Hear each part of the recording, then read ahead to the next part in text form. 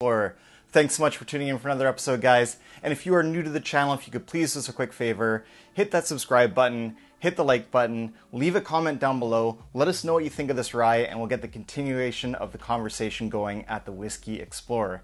And tonight, guys, we've got a fun review for you. We've got none other than Baby Saz or Sazerac Rye.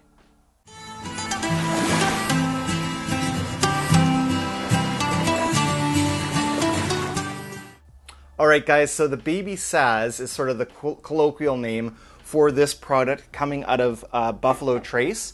So it's considered to be like the little brother to the Sazerac 18, which of course all of us would love to get our hands on, but it's part of the BTAC or the Buffalo Trace Antique Collection. So highly sought after, also, highly sort of hunted, and there's a big secondary market for that bottle as well as all the other ones that are in the BTAC collection, so a very tough bottle to come by. Luckily, we can still get our hands on the little sibling here, the Sazerac Rye from Buffalo Trace. So this here is about a 6-year-old rye, and Buffalo Trace does not disclose the mash bill for this whiskey, but we know that it is their low rye mash bill.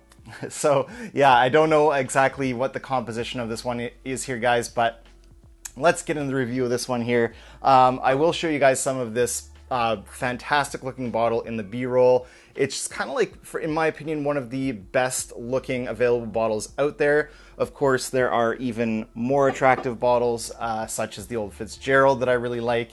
But that's the Old Fitzgerald Bald and Bond. That is, again, one of those highly sought after releases and tough to find. If anything, it's probably going to be on the secondary market. So anyways, we'll get to the color in the glass here on this one here, guys. So it is kind of like a light kind of copper color, a little bit of kind of caramel sort of vibe to this one here. So it is a nice inviting color in the glass, and this is bottled at 45% ABV or 90 proof. And yeah, so it's here anyways in my area, in Victoria, BC, Canada. This is highly available on the shelf. This is one of those ones that I would say it's like even more available than Buffalo Trace here, and Buffalo Trace is very available as well. So definitely not hard to pick up here on the shelf. Hopefully it's the same in your area and you're able to give it a try. So let's go in for a nose on the Sazerac Rye. Cheers.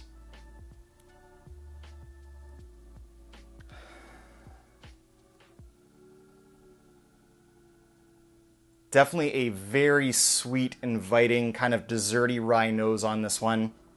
This one has a very sweet vibe to it. Getting kind of sweet cherry on the nose, but as well there's that kind of quintessential Buffalo Trace kind of grape soda note. So like grape Fanta, think like grape soda on the nose. Some raisin, some grape in there, some cherry. Also a little bit of vanilla and caramel as well. Yeah, there's sort of this blanket of kind of caramel sweetness over top of the whole dram there, kind of making it almost kind of come off as kind of candied.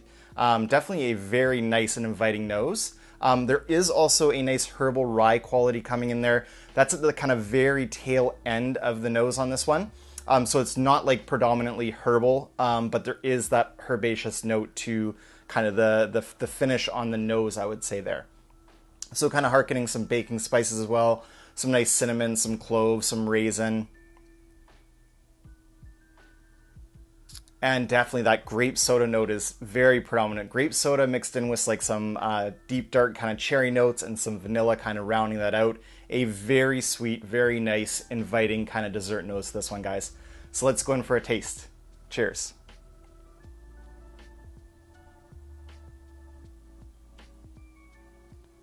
Okay, so this is one of those whiskeys where the nose very much translates to the palate.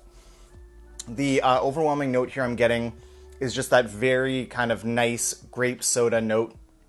There is actually even like a little bit of an effervescent tingle to this as well. So that kind of, kind of puts me in that mood of enjoying an ice cold kind of grape soda on a hot summer day. So definitely getting that vibe in there. There is a little bit of cherry that kind of mixes in with that, and definitely that overtone that I was talking about, almost like a blanketing of vanilla or confectionery sugar over the whole dram here. The mid palate does kind of present a little bit of astringent oak, so it's not quite kind of that old sweet oak note.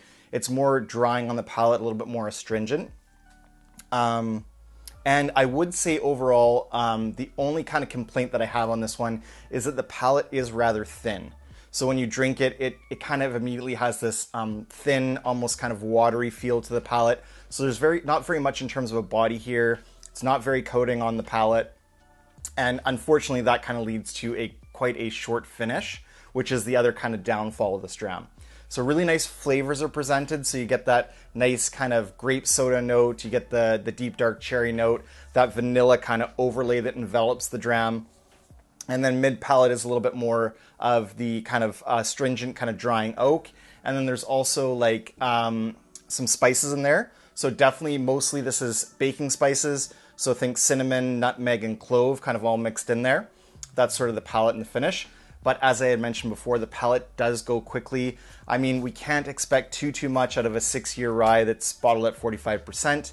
I would say if you like a really sweet rye, this is one to go for sure. There's not as much of kind of the spearmint or the dill or more of the herbaceous kind of notes. This is kind of all playing in that sweet realm. So I'll go in for one more quick taste here, guys. Cheers.